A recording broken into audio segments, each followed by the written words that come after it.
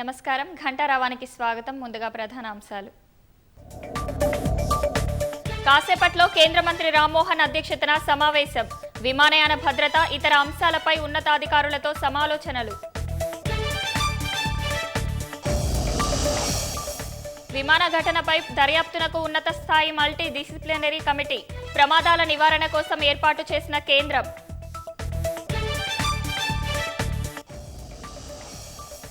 ప్రమాద మృతులను గుర్తించేందుకు ముమ్మర చర్యలు.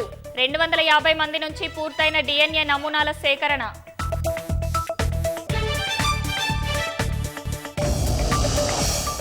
ఇజ్రాయెల్పై క్షిపణులతో విరుచుకుపడిన ఇరాన్. పౌర నివాసాలపై జరిపిన దాడుల్లో 10 మందికి గాయాలు.